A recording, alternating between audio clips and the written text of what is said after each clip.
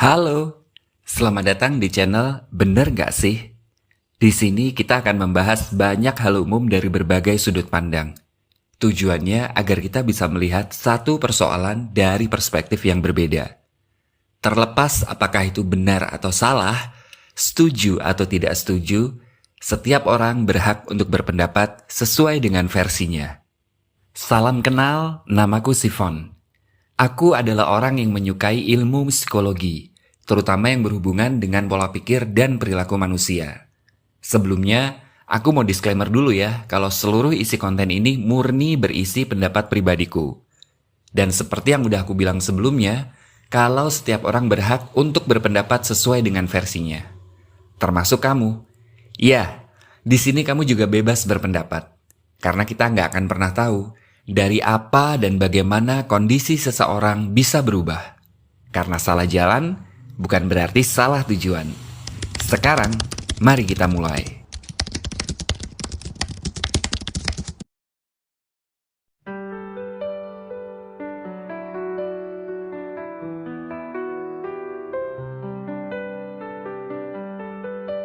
Halo friend, sebelumnya mohon maaf ya kalau suaraku agak berbeda.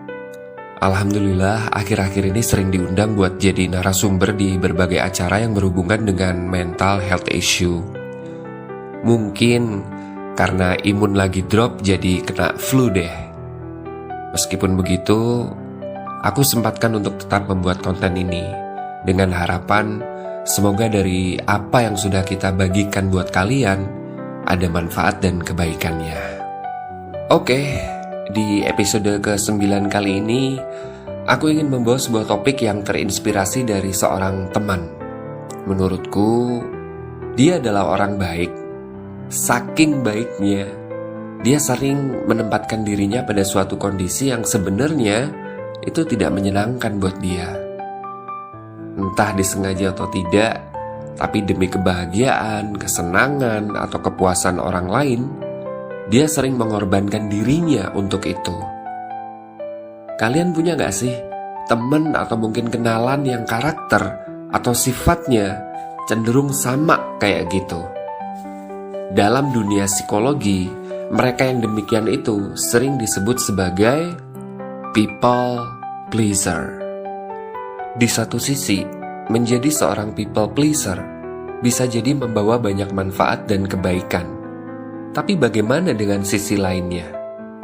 Inilah yang akan kita bahas. Bener gak sih menjadi seorang people pleaser itu menyenangkan? Simak video ini sampai habis karena akan ada banyak insight yang bisa kamu dapatkan, terutama jika kamu adalah seorang people pleaser. Kalau kalian searching di Google, kalian akan menemukan banyak sekali artikel tentang people pleaser ini.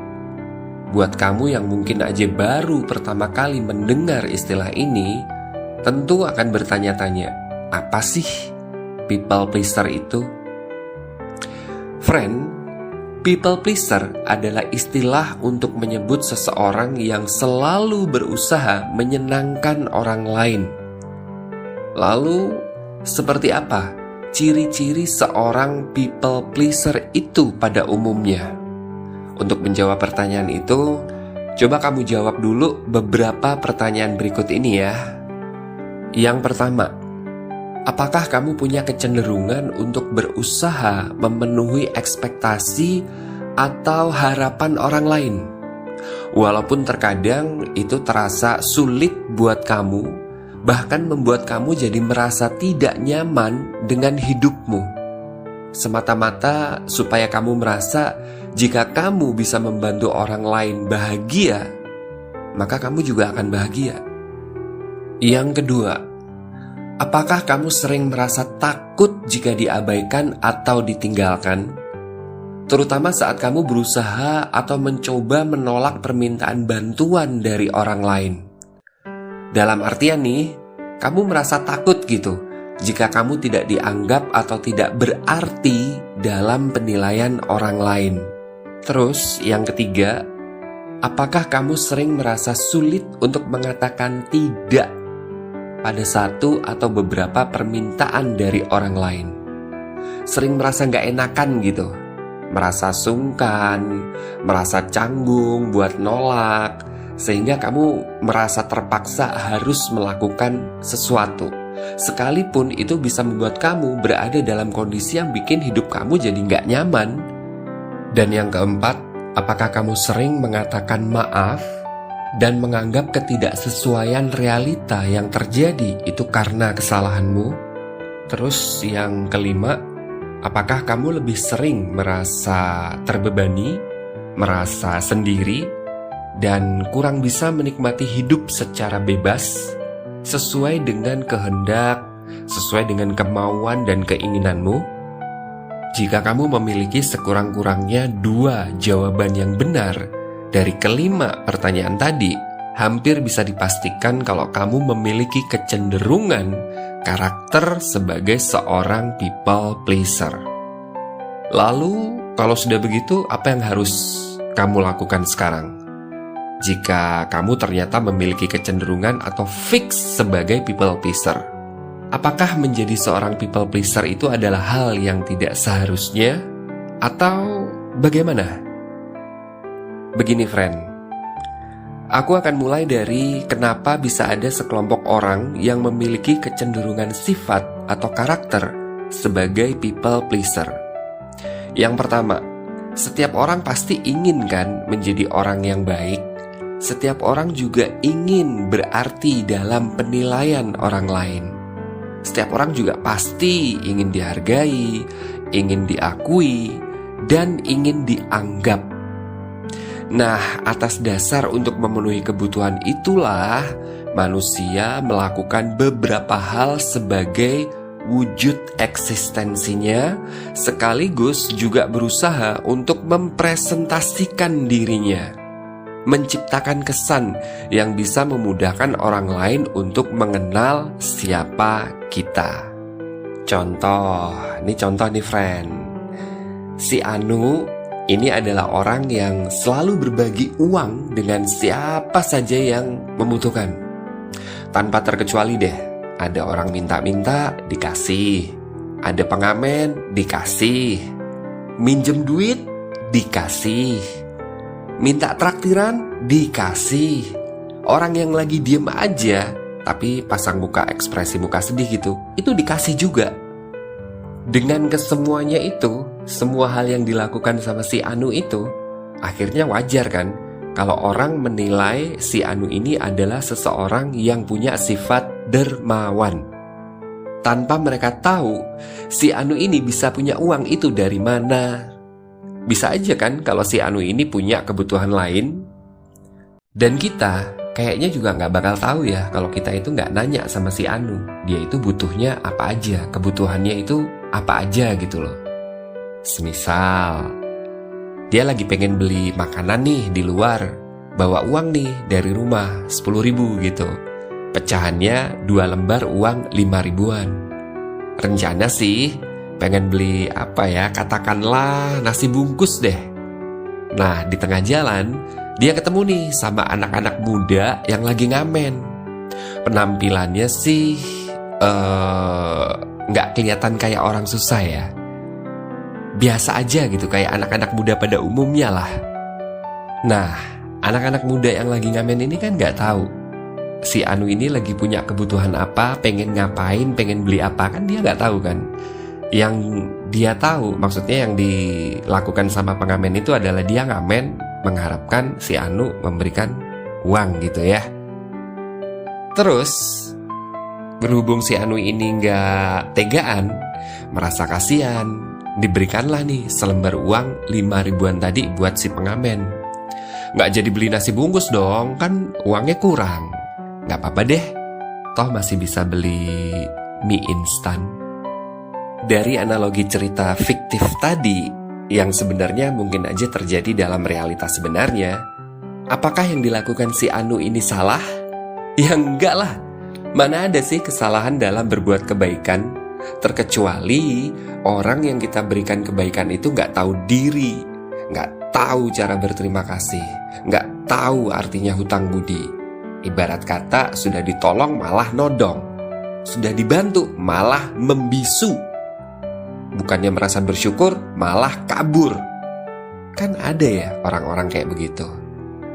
Bener gak sih?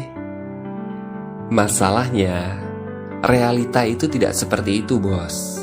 Tidak selalu kebaikan yang kita berikan juga akan dibalas dengan kebaikan yang sama, apalagi lebih.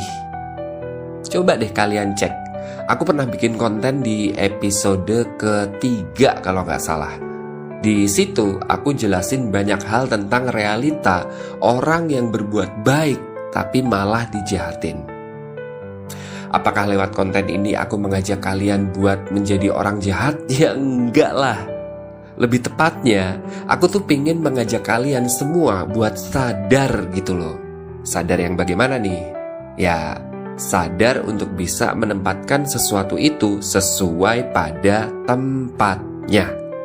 Ibarat kata, kalau mau seduh kopi, dikasih tambahan gula, itu ide yang bagus. Tanpa gula pun juga nggak masalah gitu loh. Dikasih creamer atau susu biar ada sensasi gurihnya juga mantep ya. Mau dicampur jahe juga kayaknya masih oke lah ya. Tapi kalau kita seduh kopi pakai garam atau dicampur sama minyak goreng, bekas goreng ikan asin lagi, kayaknya ada yang bermasalah deh dengan cara berpikir kita. Bener gak sih? Sejujurnya nih ya, aku iri loh dengan kalian yang memiliki kecenderungan sifat dan karakter sebagai people pleaser. Kok bisa ya kalian itu sebaik itu gitu loh. Serius, kalian ini orang baik loh. Sampai detik ini aku belum pernah ketemu sama seorang people pleaser yang toksik dan manipulatif. Kalian ini adalah orang-orang yang tulus dan jujur. Orang-orang berhati malaikat. Hari ini, ketulusan dan kejujuran ada hal yang sangat langka dan mahal harganya. Ya, mungkin sebagian dari kita terlanjur didoktrin untuk menjadi orang baik dan berusaha baik kepada semua orang. Atau kita tumbuh dalam lingkungan keluarga yang baik, penuh pengertian, cinta, dan kasih sayang, sehingga kita jadi kurang melihat keluar gitu loh. Menyaksikan fenomena-fenomena yang menjadi realitas kita. Iya kan? Semisal kita hidup di lingkungan perkotaan dengan segala dinamikanya. Ada yang hidup ada yang hidup berkecukupan, ada juga yang masih berusaha untuk memperjuangkan keadaannya. Lalu kita melihat ada sekelompok keluarga yang hidup di kolong jembatan karena tidak punya uang untuk kos atau kontrak rumah begitu, tapi punya sepeda motor, punya TV, punya smartphone. Kalau yang seperti itu aja kita sudah prihatin, lalu bagaimana dengan kondisi orang yang ada di daerah pedesaan, orang yang ada di daerah terpencil, orang yang berada di daerah tertinggal, yang rumahnya itu mungkin hanya dari anyaman bambu, semi permanen, alasnya aja masih tanah, gak punya kendaraan, gak punya smartphone. Mau ambil air aja harus pakai ember, bolak-balik naik turun bukit untuk bisa sampai ke sungai. Kalau malam, penerangannya itu cuma pakai cahaya lilin atau lampu dari minyak tanah. Dan buat makan sehari-hari, itu hanya mengolah tanaman-tanaman yang ada di sekitar rumah. Kebayang gak sih? Intinya, di atas langit masih ada langit. Yang kita anggap menderita, ternyata masih ada yang jauh lebih memprihatinkan. Dan itulah fakta dan realitanya. Di satu sisi, manusia adalah makhluk sosial yang membutuhkan kehadiran orang lain. Tapi di sisi lain, manusia juga punya potensi sebagai makhluk individual yang merasa superior, yang tidak membutuhkan orang lain. Selengkapnya kalian cek aja deh di episode ketiga ya, yang judulnya kebaikan tak selalu dibalas dengan kebaikan. Sekarang kita balik lagi nih ke topik kita soal people pleaser. Satu kata yang mungkin bisa mewakili rasa kagumku pada kalian ya. Maksudku kalian yang termasuk sebagai people pleaser.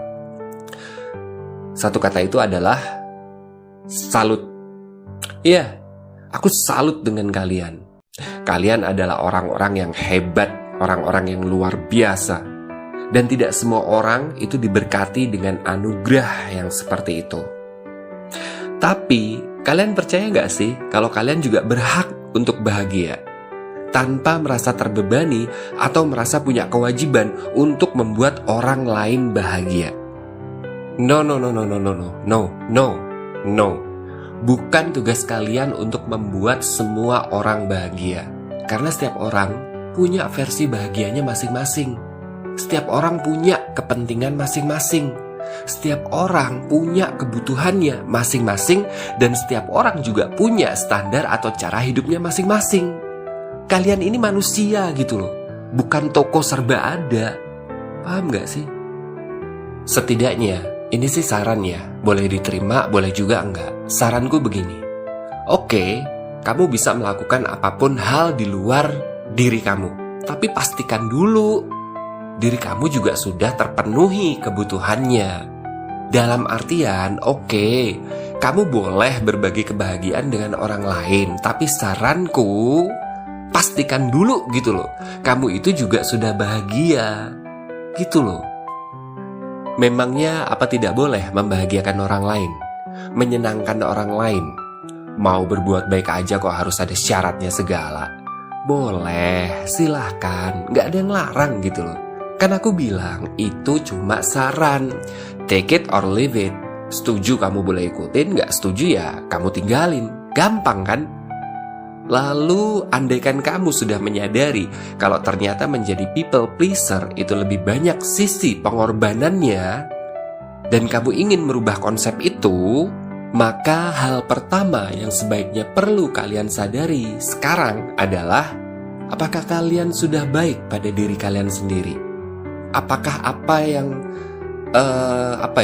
kebaikan apa yang telah kalian berikan untuk diri dan hidup kalian sehingga kalian merasa puas dan bahagia?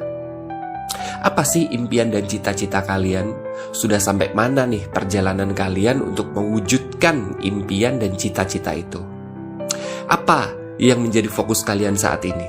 Apa yang kalian butuhkan? Ada nggak nih orang-orang yang benar-benar mengerti dan memahami kondisi kalian sekarang?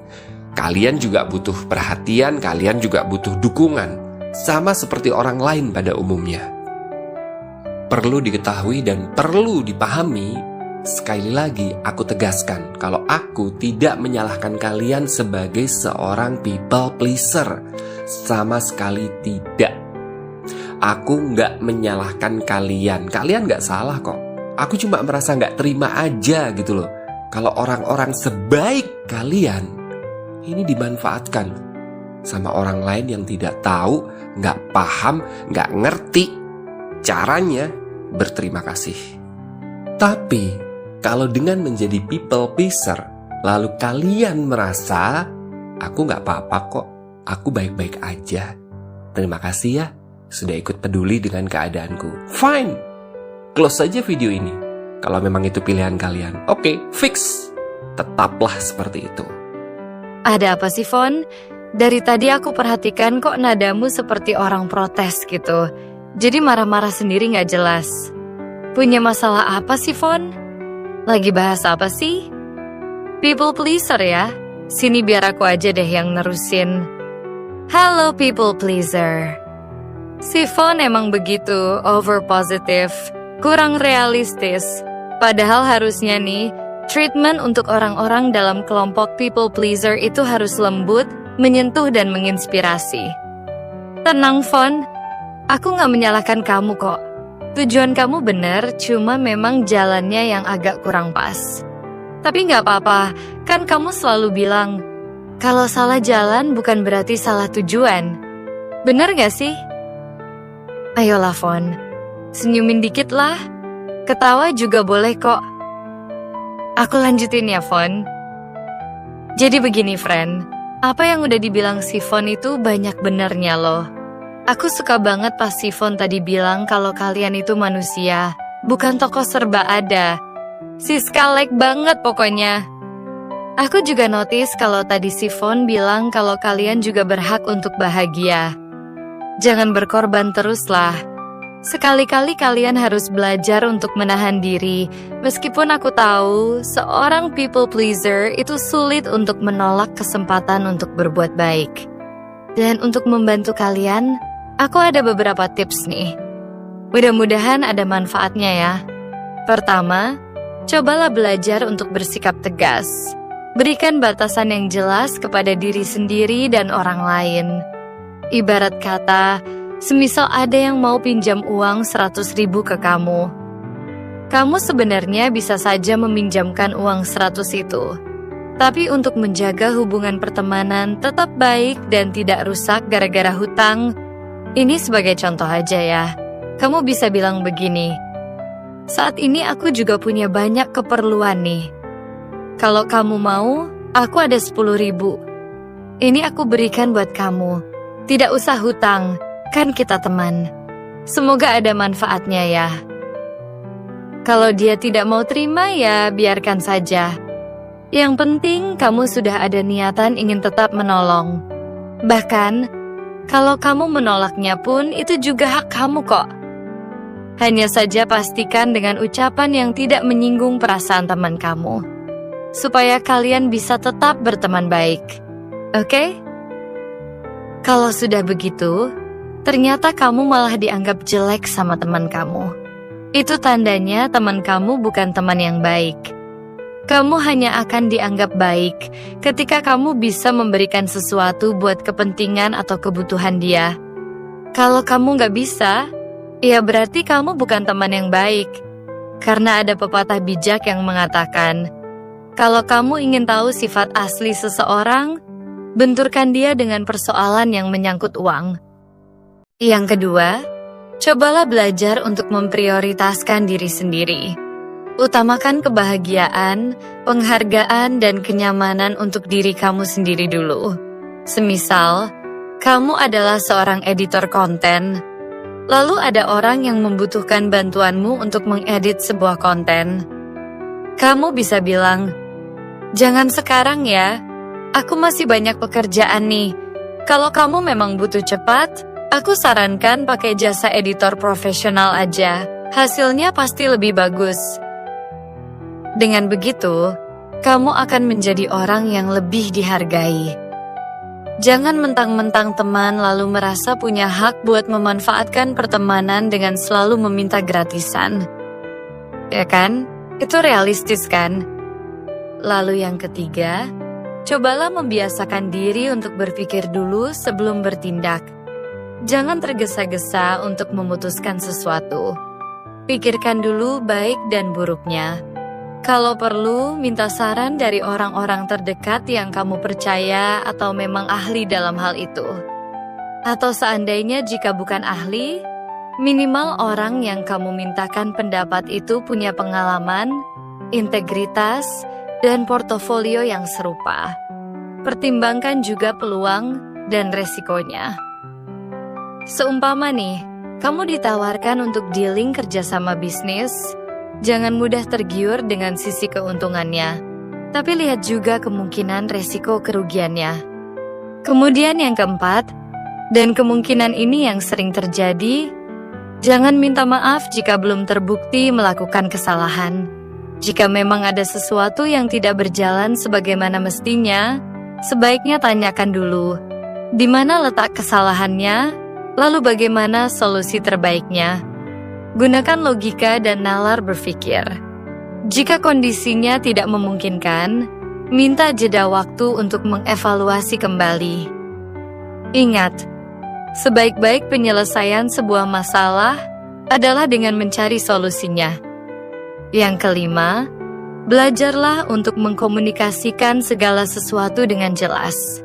Sampaikan pendapat dan perasaanmu dengan jujur, terbuka, dan apa adanya. Katakan saya tidak nyaman.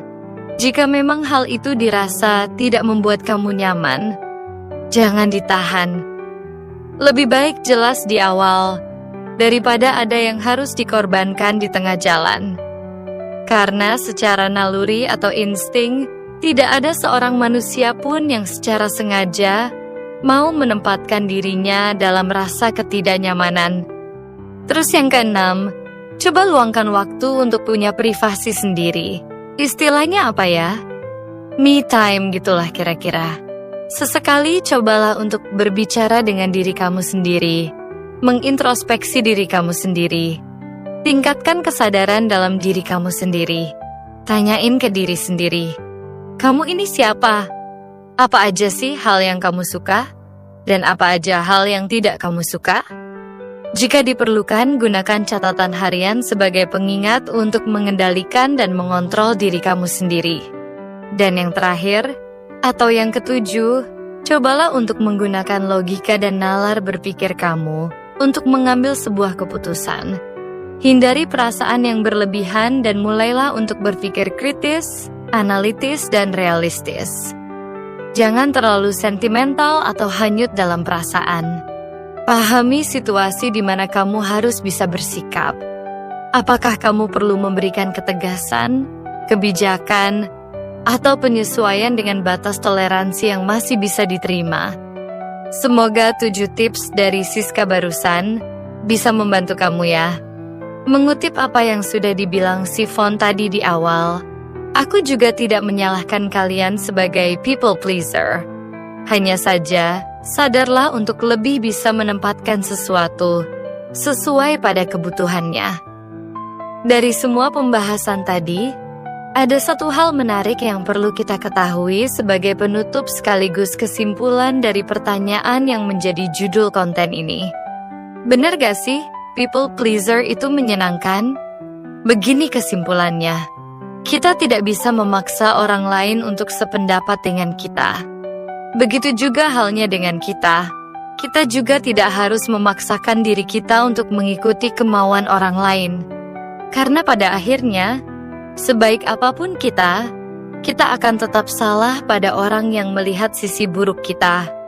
Dan seburuk apapun kita, juga akan terlihat benar pada orang yang melihat sisi baiknya kita. Pertanyaannya sekarang adalah, di antara orang-orang terdekat kita, apakah mereka lebih suka melihat sisi baik atau sisi buruknya kita? Karena faktanya, bukankah setiap orang itu punya kelebihan dan kekurangannya sendiri-sendiri? Iya kan? Jawaban dari pertanyaan tadi sudah ada dalam diri kalian kok. Setelah ini, mulailah untuk mengamati, mengobservasi, mencermati, dan juga menyeleksi. Tidak perlu merasa berkecil hati. Karena Sifon pernah bilang kalau salah jalan bukan berarti salah tujuan. Benar gak sih?